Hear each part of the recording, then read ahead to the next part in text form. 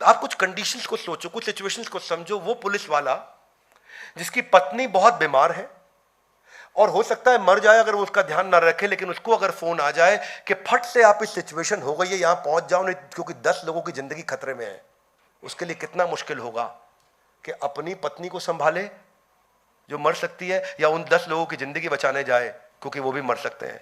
वो इनमें से क्या डिसीजन ले, उसके लिए बहुत डिफिकल्ट होगा।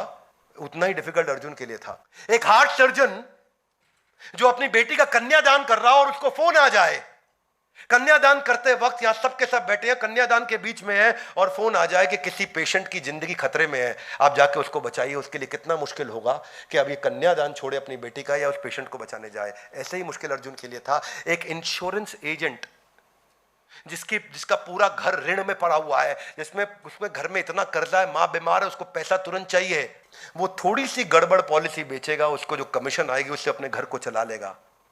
अब उसके लिए कितना मुश्किल है कि मैं इसकी काम की पॉलिसी बेचूंगा तो मेरा घर मर जाएगा, और इसको थोड़ी सी गड़बड़ पॉलिसी बेचूंगा तो मेरा घर चल जाएगा। इसको लूटूं या अपने को बचाऊं, इसको बचाऊं या अपने को लुटवाऊं। आसान नहीं है एथिकल होना हमेशा।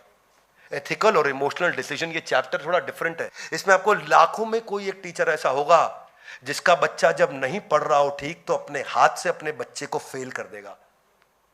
लाखों में कोई ऐसा वाइस चांसलर या चांसलर होगा जो अपने बच्चे के नंबर कम आने पर अपनी ही यूनिवर्सिटी में उसको एडमिशन देने से मना कर देगा। लाखों में कोई ऐसा जज होगा जो अपने बेटे की गलती पे उसको मौत की सजा दे के सुना के पेन को तोड़ देगा, कोई जज नहीं करेगा। लाखों में कोई पुलिस वाला ऐसा होगा जो अपने बेटे की गलती पे अपने बेटे के खिलाफ एफआईआर लिख देगा। अर्जुन के लिए सिचुएशन आसान नहीं थी।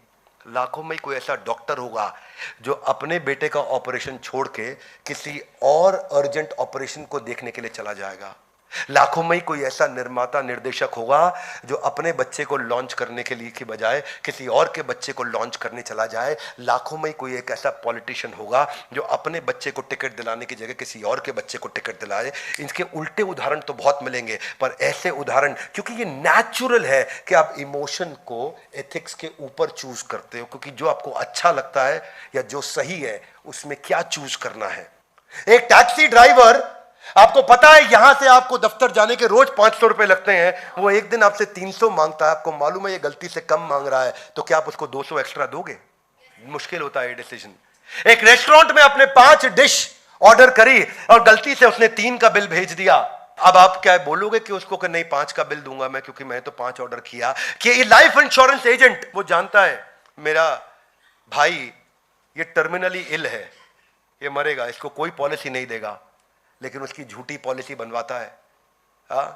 आपका बेस्ट फ्रेंड आपसे एक फेवर मांगता है कि तेरी कंपनी की सीक्रेट मुझको दे दे, तू मेरा दोस्त 20 साल से है और इस कंपनी में केवल 2 साल से है। अब आप फ्रेंड के लिए करोगे या कंपनी के लिए एथिक्स को प्रैक्टिस करोगे? एक ऐसे पिता जिनका सर्वाइवल पॉसिबल नहीं है और आप कर्जे में हैं, और डॉक्टर कहता है कि आप इनका लाइफ सपोर्ट सिस्टम हटा लो, आपका कर्जा बच जाएगा। क्या किया जाए? कर्जे को बढ़ाऊं या उस पिता को चलाते रहूं जिन्होंने कभी ठीक नहीं होना है?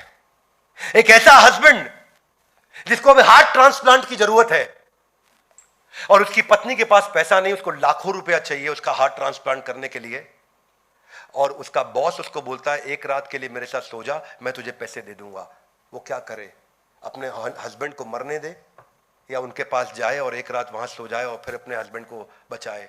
ये डिसीजन टफ होते हैं। क्या मेरी बात समझ आ रही है? स्नो हाँ, एक दोस्त आपका किसी को एक्सीडेंट में मार आता है और आपको अगले दिन पता चलता है कि किसी और को पकड़ लिया गया हत्या के आरोप में, क्योंकि जिस आदमी को ये मार के आया उसकी डेथ हो गई।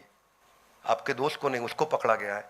तो आप सच बोलोगे या रुक जाओगे? बहुत सारी कंडीशंस, ऐसी टफ सिचुएशन। आपके पिता हॉस्पिटलाइज्ड है, उनकी एक इंश्योरेंस पॉलिसी है, इमेजिन करिए, और पिता ठीक नहीं हो रहे हैं, रिकवर नहीं कर रहे, रिकवर करना मुश्किल हो रहा है, पर उनकी एक 10 करोड़ की पॉलिसी है जो आज रात 12 बजे के बाद लैप्स कर जाएगी। लाइफ इंश्योरेंस पॉलिसी है, आज रात 12 बजे से पहले वो मर गए तो 10 करोड़ आपको मिल जाएंगे। आप अपना करियर बचा सकते हो, या आप उनको बचाने में लग गए और रात को 12 पार कर गया तो वो 10 करोड़ हाथ से निकल गए। अब क्या करोगे? 10 करोड़ लोगे या पिता को बचाओगे? अर्जुन की सिचुएशन इजी नहीं थी।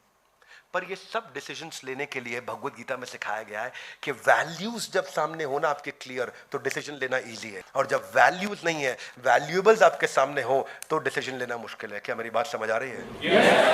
पहले ईमानदारी, बाद में दुकानदारी।